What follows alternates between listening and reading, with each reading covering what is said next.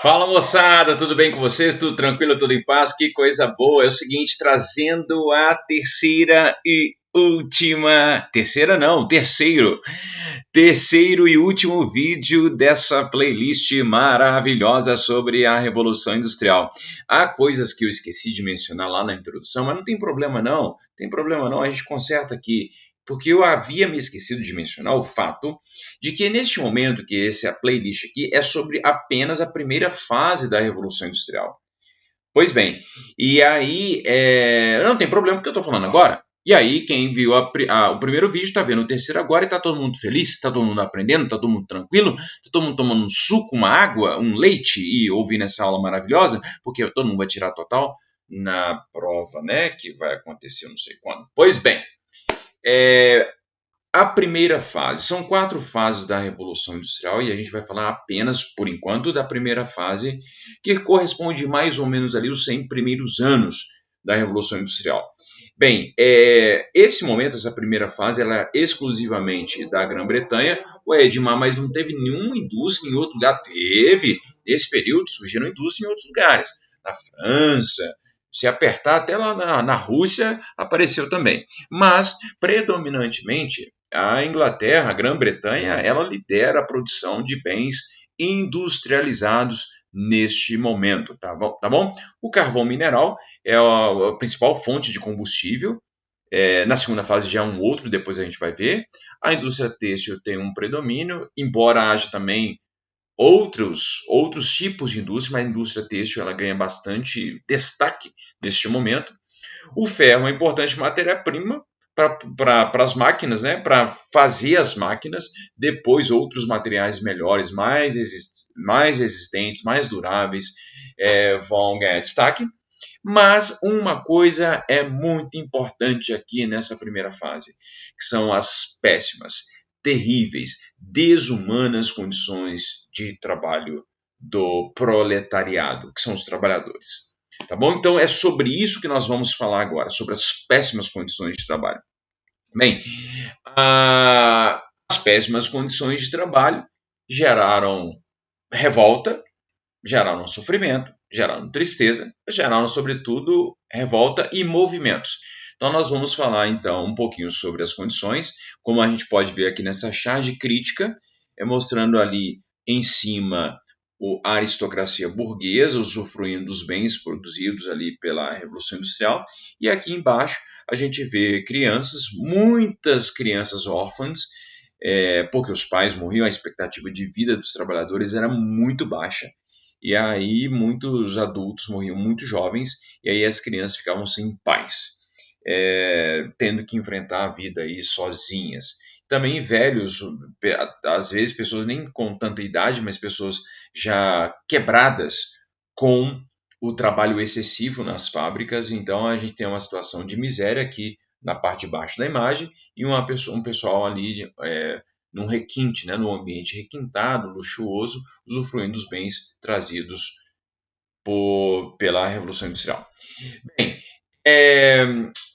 o primeiro movimento que eu gostaria de destacar é o movimento ludista. Porque como que surge o movimento ludista? Ali há manifestações de quebra de máquina em todos os cantos da Europa, mas particularmente na Inglaterra. O cálculo era mais ou menos o seguinte: bem, antes os trabalhadores, seja na geração em que eles estavam, seja na geração anterior, a quantidade de trabalhadores era muito maior nas manufaturas. E aí, quando as máquinas começam a aparecer nas fábricas, pouco a pouco os trabalhadores são substituídos. E outra coisa importante, então muitos trabalhadores perdem o emprego. Os trabalhadores que continuam ali nos galpões com as máquinas, eles estão expostos a situações muito insalubres. Seja porque você tem que obedecer ao ritmo da cadeia de produção, então aí você tem um ritmo muito acelerado para dar conta, né, da cadeia de produção. Então você trabalha longas jornadas de trabalho, exerce longas jornadas de trabalho. Há relatos que as pessoas começavam a trabalhar às 4, 5 horas da manhã, iam até a noite, trabalhar até 19, 20 horas da noite. E essas com intervalos muito pequenos, em condições de salubridade péssimas, porque ali você tem a queima do carvão mineral e ele libera o CO2 e aí as pessoas ficavam respirando aquele ar viciado ali. Qualquer um de nós, por exemplo, se entrasse numa fábrica do século XVIII ou XIX na Inglaterra, teria problemas seríssimos de pulmão, enfim. Então, portanto, a vida útil do trabalhador era muito curta, porque eles eram submetidos a essas péssimas condições de trabalho. Os salários eram muito baixos, o trabalho infantil era muito comum, é muito comum crianças morrerem dentro das fábricas por acidentes que aconteciam, porque as crianças ficavam sonolentas, elas apanhavam, era uma coisa horrorosa. E aí, por conta dessas, ou devido, ou frente a essas péssimas condições de trabalho, surgiram movimentos como, por exemplo, o movimento ludista, que era um movimento de quebra de máquinas. A questão toda é que era atribuída à máquina a razão pela qual eles estavam vivendo naquelas péssimas condições. Então a reação quase instintiva dos trabalhadores foi o quebra-máquina. Quando você pensa em movimento de quebra de máquina, você pensa em um movimento quase espontâneo. Entretanto, a descoberta de documentos mais atuais mostram para a gente que havia uma organização, que havia ali um sentido, havia ali um propósito, né, de transformação da produção. E, sobretudo, chamando a atenção das autoridades econômicas e políticas para as péssimas condições. Obviamente que a reação foi extremamente violenta a esse movimento dos trabalhadores e não resultou imediatamente em melhorias, mas ele foi extremamente importante como inspiração para as lutas futuras dos trabalhadores. Um dos grupos que surgiram depois do movimento ludista foi o chamado cartismo. E esse cartismo ele ganhou destaque por causa da reivindicação que eles fazem junto ao parlamento em 1837, reivindicando sobretudo melhorias ou direitos políticos. Olha que interessante, porque ali no cartismo, no ludismo, você tinha uma luta basicamente social, econômica, é, devido às péssimas condições de trabalho, então eles foram ali no centro da produção. Aqui você tem uma estratégia um pouco mais sofisticada, embora a do ludismo seja também louvável, mas a do cartismo, eles percebem que via política, eles teriam melhores condições de fazer mudanças estruturais para os trabalhadores. Então, eles tentam sensibilizar o parlamento para que eles consigam também direitos. Mas eles não só fizeram essa carta, eles também fizeram protestos, fizeram greves, fizeram manifestações, e por causa disso eles foram duramente reprimidos também. Esse movimento, embora ele tenha ocorrido mais ou menos no contexto em que leis trabalhistas já estavam começando a ser implementadas, como, por exemplo, a proibição do trabalho infantil de crianças muito novas. A legislação ela vai sendo colocada e aprovada aos poucos, mas o cartismo ele acontece nesse contexto, porque aí é um entendimento de que as péssimas condições de trabalho afetavam diretamente a vida dos trabalhadores, sobretudo das crianças, né? De doentes e por aí vai. Afetava de todas as pessoas, mas a criança, particularmente, ela está em processo de formação. E aí, se ela é submetida a um esforço físico muito grande, ela terá sequelas para o resto da vida, se tiver o resto da vida, né? Porque muitas delas morriam dentro das fábricas. Bem, então o cartismo ele foi um movimento também muito importante. Entretanto, o movimento ele começa a articular ali já na década de 40.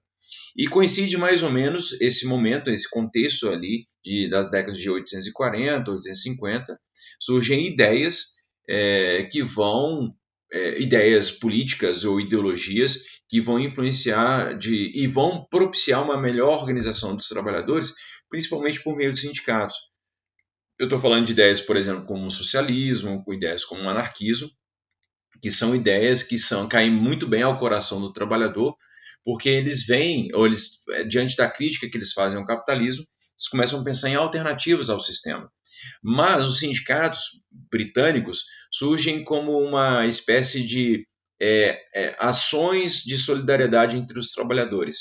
Então, os trabalhadores eles faziam ajuda para as famílias dos trabalhadores que porventura perdiam o emprego ou porventura fosse afastado do trabalho, E, sobretudo, eles começaram a organizar, depois dessa ajuda mútua, eles perceberam que essa ajuda tornava a classe mais unida e mais forte.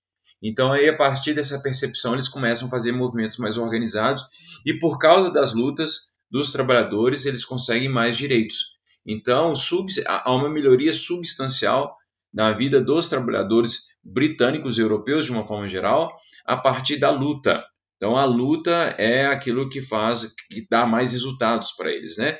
Pois bem, sobre o socialismo e sobre o anarquismo, eu vou falar sobre, mais especificamente, quando eu abordar a segunda revolução industrial, e para também contrapor, principalmente ali no século XIX, quando o capitalismo ele se consolida cada vez mais, e aí essas ideias e ideologias alternativas também se colocam bastante na cena e no contexto histórico como alternativas. Tá bom? Bem, aqui tem as conquistas trabalhistas, eu havia mencionado, porque os sindicatos eles começam a ter mais resultado, e aí você tem a redução você não, né? Os trabalhadores tiveram redução da jornada de trabalho, não foram, dependendo do local, não foram muito substanciais não, mas ali ficou em média mais ou menos 10 horas de trabalho, enfim. A proibição do trabalho infantil, de crianças muito novas, né? Embora o trabalho de adolescentes, porque até o entendimento do contexto sobre o que seria criança, o que seria adulto, o que seria adolescente, ele é bem diferente daquilo que a gente tem hoje, tá? Porque geralmente ali um jovem de 15, 16 anos, seja homem ou seja mulher, ele já tinha muita responsabilidade. Então ele já era considerado, de certa forma, um adulto, tá? Então só crianças muito novas que foram proibidas de trabalhar. Um salário mínimo para prever ou para estabelecer condições mínimas de vida para todos os trabalhadores, assistência social quando o trabalhador adoecesse ou se afastasse por algum outro motivo, repouso semanal, porque todo esforço físico ele precisa de recuperação, então eu precisava de um repouso semanal para que eles conseguissem trabalhar até se tornassem mais produtivos. E a aposentadoria, depois de um tempo, né, de trabalho, eles precisavam se aposentar porque o ser humano ele tem um limite, né, na, no seu empenho físico, né? Então, a partir do tempo vai chegando, a idade vai chegando e o vigor físico vai diminuindo substancialmente. Tá bom? Bem, então só para recapitular o que a gente viu nessa playlist aqui. A gente falou sobre a revolução na produção de bens, né, com o uso das máquinas. Falamos sobre por que a Inglaterra se tornou um país pioneiro, os avanços tecnológicos que aconteceram. Os avanços tecnológicos eu falei de uma forma muito en passant, assim, mas a gente vai fazer depois um vídeo especificamente sobre isso. As péssimas condições de vida dos trabalhadores, os movimentos trabalhistas mais importantes, existiram outros, mas a gente destacou aqui 3, e a críticas ao capitalismo, que eu vou falar também em outro vídeo, né? Mas elas também aparecem aqui de uma forma muito resumidamente, mas enfim, eu espero que vocês tenham entendido o motivo de eu não poder abordar aqui, porque afinal de contas esse vídeo também ficou bastante longo. Tá bom, moçada? Um grande abraço para vocês, espero que vocês tenham entendido. Se não tiverem entendido, mandem sinal de fumaça, mandem mensagem, mandem o que for, tá bom? Estarei aqui disponível para responder as questões que aparecerem. Um grande abraço para vocês, fiquem bem, fiquem saudáveis e até a próxima, gente. Tchau!